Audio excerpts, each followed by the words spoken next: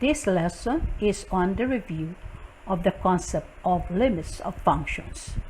In the introduction, we mentioned that the limit of a function is an integral part in the study of calculus. Hence, there is a need to review this concept. And at the end of this lesson, you must be able to evaluate the limit of a function intuitively, graphically, or analytically. The most basic use of limits is to describe how a function behaves as the independent variable approaches a given value.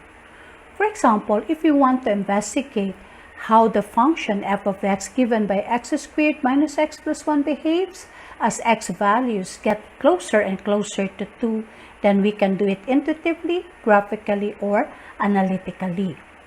Intuitively, we investigate the behavior of f of x values as x gets closer and closer to 2 by assigning values to x. This can be less than 2 or greater than 2.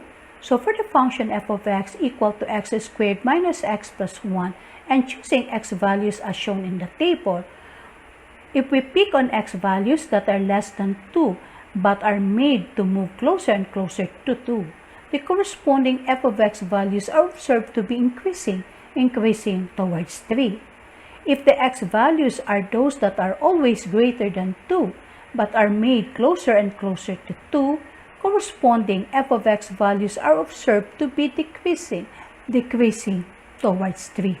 So at this point, we conclude that the limit of x squared minus x plus 1 as x approaches 2 is 3.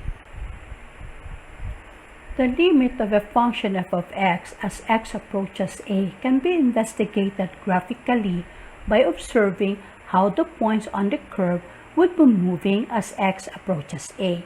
So for our function, the curve of which is given by the red curve, we take note that at x equal to 2, the point on the curve correspondingly has f of x value of 3.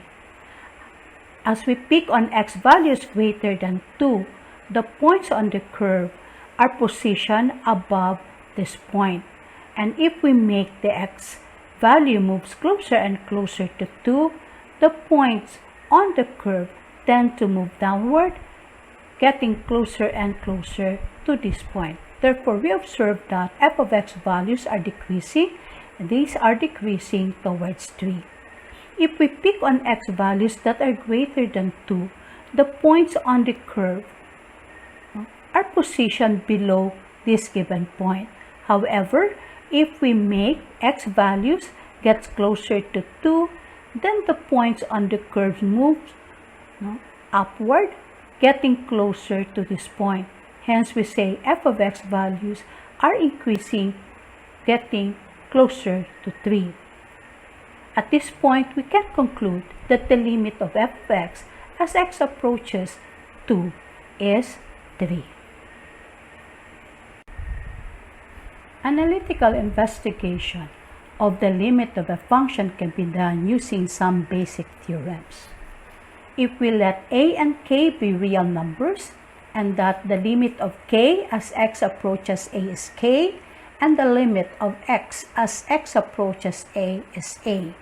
And if we have a real number and suppose that the limit of f of x as x approaches a and the limit of g of x as x approaches a exists, and that the limit of f of x as x approaches a is L sub 1, and the limit of g of x as x approaches a is L sub 2, then the following theorems would hold true.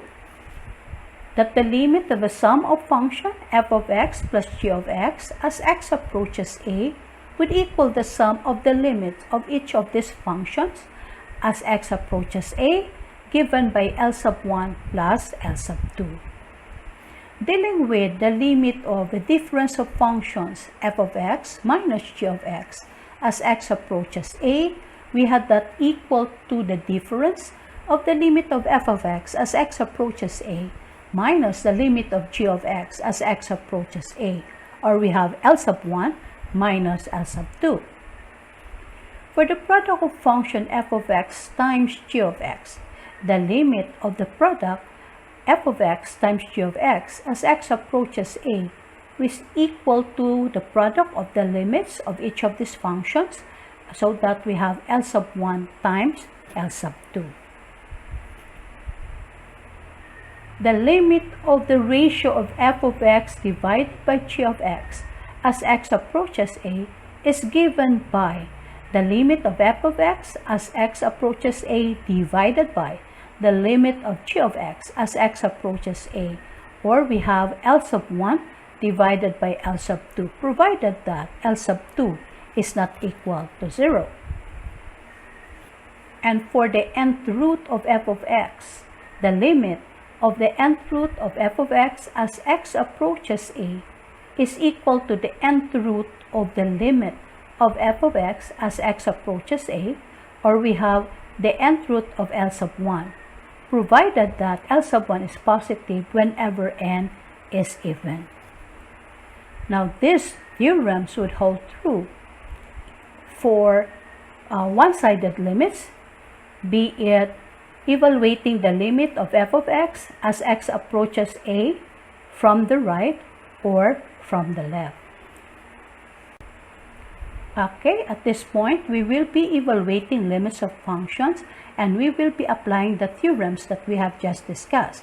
So let us now evaluate the limit of 4 minus x times 5x minus 2 as x approaches 3.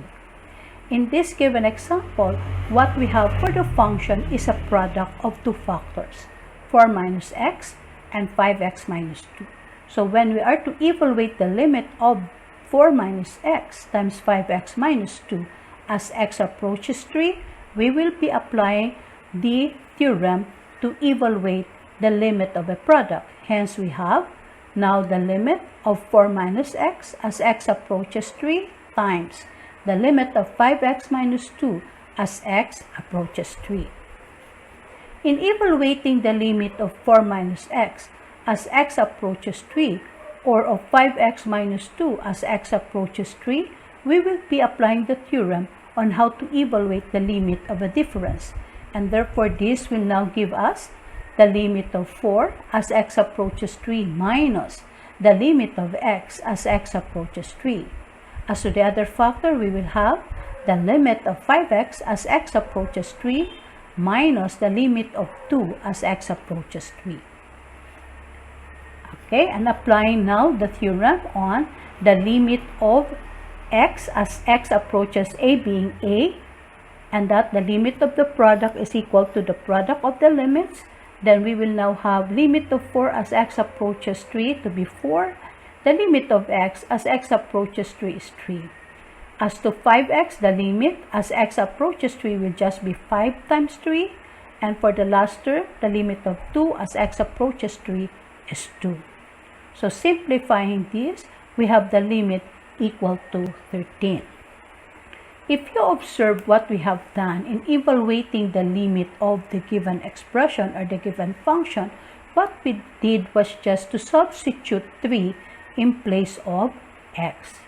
And if we will do that, then 4 minus x times 5x minus 2 will now be given by 4 minus 3 times 5 times 3 minus 2, or we also have 13. Okay, so at this point, we say the limit of the product 4 minus x times 5x minus 2 as x approaches 3 is 13.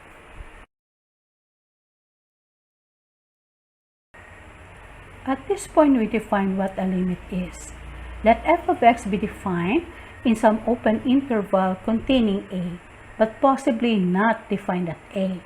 If f of x can be made as close to L as x is made sufficiently close to a, but not equal to a, then we say that f of x approaches the limit L as x gets closer and closer to a, and is denoted by the symbol read as limit of f of x as x approaches a is L, where L is a finite real value. Provided that the left-hand side limit, which is the limit of f of x as x approaches a from the left, is L, and the limit of f of x as x approaches a from the right is L. In summary, the limit of the function f of x as x approaches a is some real and finite value L.